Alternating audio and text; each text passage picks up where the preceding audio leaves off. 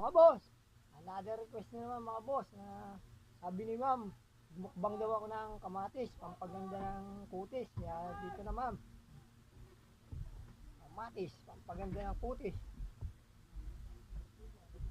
Ma'am, di ko lang alam kung tatalab po sa akin yung pampaganda ng kutis. Ito na ma'am. Sabi nyo, bibigyan nyo ako ng 150. Dito na ma'am, pampaganda ng kutis.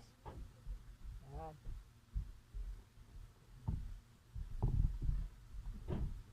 Legit na legit yan ma'am.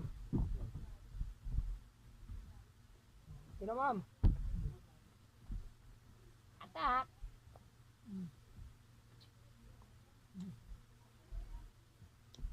Pampaganda ba ng kutis to ma'am? Dito na.